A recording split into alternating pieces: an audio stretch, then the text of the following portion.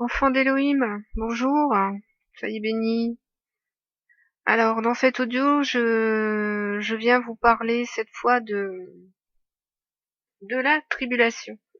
Alors, concernant ces doctrines d'enlèvement avant la tribulation ou après la tribulation, alors il faut absolument quand même que, toutefois si c'est la volonté du Seigneur et non la mienne, mais à partir du moment où un frère ou une sœur s'égare et risque d'égarer les autres, il est de notre devoir d'avertir, afin que ceux-ci reviennent à la vérité de la parole et à ce que notre Adon Yeshua nous a annoncé concernant ces jours de tribulation. Alors je vais non plus faire de longs discours, parce que le but ici n'est pas de vous endormir, mais juste d'aller à l'essentiel et d'aller à la vérité concernant ce qui a été dit au sujet des tribulations. Alors, ce que je sais et ce que j'ai compris, c'est que les fausses doctrines de l'enlèvement sont tous basées sur le sujet de la grande tribulation. On parle de la grande tribulation. Et je pense que l'erreur vient de là où les hommes ont mal compris ce que sont réellement les tribulations qui doivent venir avant la fin, avant le retour de Yeshua. Le problème, c'est que les hommes ont fait une confusion entre les tribulations et le jour de la colère de Dieu. Ce sont bien deux moments différents. Il y aura des tribulations qui viendront, des calamités, avant le jour de la colère de Dieu. De toute façon, ça vous le voyez bien dans l'Apocalypse. Il y a bien d'abord les 7 trompettes avant les 7 coupes de la colère. Donc forcément, il y a forcément des tribulations qui vont arriver et le peuple de Dieu sera témoin de ces choses. Et c'est pour ça que Yeshua nous a bien avertis de tout, de Marc, en Marc 13, Yeshua nous annonce tous les événements qui vont arriver avant son retour. Et il est bien dit, alors là je vais pas faire de longs et de grands discours, Marc 13, 24, mais dans ces jours, après cette détresse, qui se dit typsis en grec, et qui veut bien dire tribulation, détresse veut dire tribulation, mais dans ces jours, après cette détresse, donc cette tribulation, le soleil s'obscurcira, la lune ne donnera plus sa lumière, les étoiles tomberont du ciel, les puissances qui sont dans les cieux seront ébranlées, alors on verra le Fils de l'homme venant sur les nuées avec une grande puissance et avec gloire. Et ensuite vient l'enlèvement.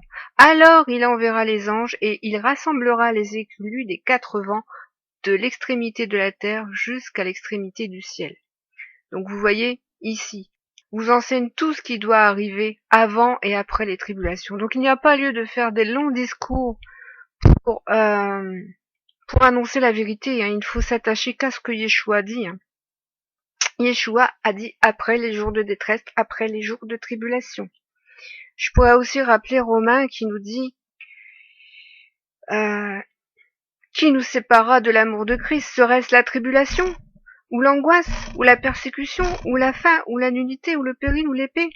Il dit encore dans 2 Corinthiens 6,4, mais nous nous rendrons à tout égard recommandables comme serviteurs de Dieu par beaucoup de patience dans les tribulations, dans les calamités et dans les détresses. Alors également, Paul, qui comprenait ce qu'étaient les tribulations, a dit aussi en Acte 14, fortifiant l'esprit des disciples, les exhortant à persévérer dans la foi, en disant que c'est par beaucoup de tribulations qu'il nous faut entrer dans le royaume de Dieu. C'est par beaucoup de tribulations. Alors ne croyez pas que vous allez vous soustraire à la tribulation qui vient sur le monde, que vous allez vous soustraire. Comme je disais, l'évangile du courage fuyant, ce n'est pas l'évangile du Seigneur. Le Seigneur a bien dit après les jours de détresse, donc après les jours de tribulation. Il a bien dit d'ailleurs que nous ne devons pas craindre à ce moment-là. Pourquoi? Parce que nous sommes sous le sceau de Dieu, nous sommes sous sa protection. Nous serons témoins, mais ces fléaux ne nous atteindront pas. Et c'est là, c'est là où l'expérience de la foi, c'est là l'épreuve de la foi qui sera faite sur son Église aussi. Ceux qui vous prêchent l'enlèvement avant les tribulations, en fait, ce sont ceux qui veulent un évangile confortable, une foi confortable, c'est-à-dire, je crois en Dieu, mais alors il faut que ce soit pour moi confortable, il faut que ma petite vie, elle soit paisible. Mais l'évangile du Seigneur ne nous annonce pas que notre vie en Christ et que notre foi va nous donner une vie paisible, hein. Elle va nous donner une vie d'oppression, une vie de persécution, une vie où on va être haï, une vie où on va être persécuté, une vie où on va être constamment calomnié, ou même on va être mis à mort. Donc j'aimerais quand même vous rappeler Apocalypse 2 à l'église d'Éphèse, que dit l'agneau de Dieu qui est Yeshua. Il dit: ne crains pas ce que tu vas souffrir. Voici, le diable jettera quelques-uns de vous en prison, afin que vous soyez éprouvés, et vous aurez une tribulation de 10 jours. Soyez fidèles jusqu'à la mort, et je te donnerai la couronne de vie. Voilà ce que nous dit l'évangile du Seigneur. Il ne nous annonce pas un évangile confortable, une foi confortable, à l'abri de toute tribulation. Non, non, non, non. Alors, ces hommes qui croient à cet évangile confortable, ce sont les mêmes qui, alors, lorsque viendra, comme là est venue une épidémie sans pareille, diront: ce n'est pas l'œuvre de Dieu, cette épidémie. Bah non, c'est l'œuvre du monde, c'est sorti d'un laboratoire, c'est l'État qui l'a propagé dans l'air. Ils ne verront même pas la main du Seigneur agir sur les nations, parce qu'ils ne croient pas en la parole de Yeshua. Ils se sont détournés, ils ont fait naufrage dans leur foi. Je suis désolée, quand on ne croit pas ce que Yeshua a dit, quand on ne croit pas la parole, on a fait naufrage dans la foi. On s'est détourné de la parole, on s'est détourné de la foi. On croit à autre chose, on croit à son confort. Et là, c'est faire naufrage dans la foi. Parce que c'est s'être détourné de la vérité, de la parole. Et cela est grave, car il a même été dit, Yeshua a même dit, il vaut mieux perdre sa vie. Donc est-ce que ces hommes-là sont prêts à donner leur vie, à périr au péril de leur corps? Celui qui voudra sauver sa vie la perdra. Alors, Yeshua a dit également une chose super importante. Il a dit une chose importante. Il a dit, ce jour arrivera, alors, le jour du Seigneur viendra comme un voleur. À un moment où personne ne s'y attendra. Alors attendez, avec tous les événements qu'il a annoncés et qui vont arriver, les gens seront surpris. Pourquoi les gens seront surpris? Pourquoi les croyants seront surpris? Parce que les événements qu'ils verront, ils penseront que ce sont des événements ordinaires comme d'habitude. Il y aura une guerre, il y aura des bruits, il y aura des guerres. Ah bah oui, il y a toujours eu des guerres, donc c'est une guerre parmi les guerres. Il y aura de la famine. Ah bah oui, il y a toujours eu de la famine. Alors c'est une famine parmi les autres famines. Il y aura encore une épidémie. Ah bah de toute façon c'est un événement normal puisqu'il y a toujours eu des épidémies. Il y a encore une nouvelle épidémie. Il y aura encore des autres épidémies. Donc les gens ne verront même pas les signes du Seigneur, même s'il les a annoncés. Parce que ces événements sont voulus par le Père. Ce sont des signes donnés par Dieu pour les croyants. Mais les croyants ne les verront pas, ces signes. C'est pour cela qu'ils seront surpris. C'est pour cela que Yeshua dit, c'est pourquoi vous aussi tenez-vous prêts, car le Fils de l'homme viendra à l'heure où vous n'y penserez pas. Vous n'y penserez pas à ce jour-là, parce que vous serez dans un temps où ça vous paraîtra un temps comme les autres. Bien que les signes seront là, vous ne les reconnaîtrez pas. Comme ce virus, comme ce Covid. C'est un signe. Mais qui le reconnaît? Qui voit la main de Dieu? Qui voit le signe? La famine va arriver. Qui va voir le signe? Je sais ce que vont dire les hommes.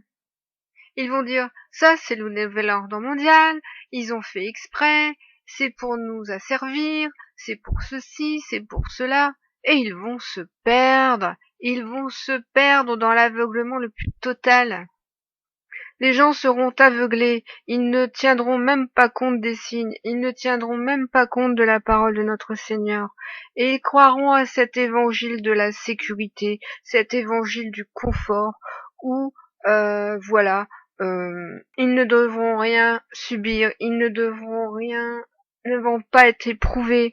Combien je vois de chrétiens qui ne comprennent pas pourquoi ils sont persécutés, et qui perdent la foi parce qu'ils ont l'impression que le Seigneur ne vient pas à leur aide dans les épreuves. Mais vous devez vous réjouir dans l'épreuve. Vous devrez vous réjouir quand vous allez voir des calamités sur les nations. Ça voudra dire que le jour du Seigneur est proche, et que donc l'enlèvement est proche. On vous livrera au tourment, on vous fera mourir, il a même dit Yeshua, et vous serez haïs de toutes les nations à cause de mon nom. Il a annoncé un évangile de la sécurité et du confort, un évangile de aucune tribulation? Non. Est-ce cela l'évangile du Seigneur? Pas de tribulation? Alors il faut absolument que je vous cite Daniel 12 sur le sujet. Daniel 12 est très clair concernant cette époque de tribulation pour le peuple de Dieu. Daniel 12. En ce temps-là se lèvera Michaël, le grand chef, le défenseur des enfants de ton peuple. Et ce sera une époque de détresse, telle qu'il n'y en a pas de semblable depuis que les nations existent jusqu'à cette époque. En ce temps-là, donc cette époque de détresse, donc détresse veut dire tribulation en grec, hein. En ce temps-là, ceux de ton peuple qui seront trouvés inscrits dans le livre seront sauvés. Plusieurs de ceux qui dorment dans la poussière de la terre se réveilleront, les uns pour la vie éternelle et les autres pour l'opprobre, pour la honte éternelle. Donc vous voyez ici qu'il est question du moment de la résurrection et de l'époque de détresse qui précède le moment de cette résurrection. Ceux qui ont des oreilles pour entendre. Donc prenez garde aux signes, attachez-vous à la parole que Yeshua vous a donnée. Il vous a bien dit de bien regarder les signes afin de reconnaître le jour de son retour. Donc, car dans les jours qui précédaient le déluge, les hommes mangeaient, buvaient, se mariaient les enfants jusqu'au jour où Noé entra dans l'arche et ne se doutèrent de rien. Voilà pourquoi les vierges sont endormies, qu'elles ne se doutent de rien. Parce qu'elles ne voient pas les signes. Parce qu'elles n'ont pas retenu la parole.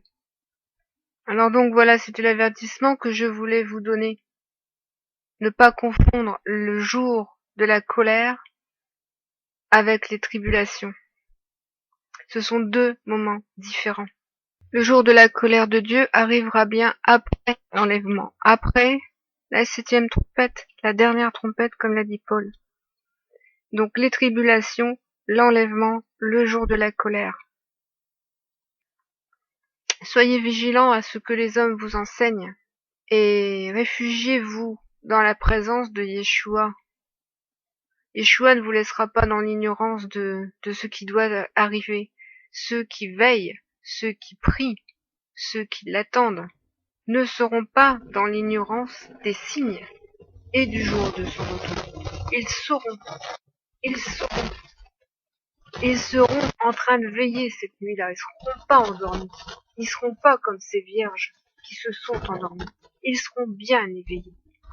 Ils seront bien conscients qu'il vient et qu'il faut se tenir prêt. Donc, soyez prêts et soyez bénis.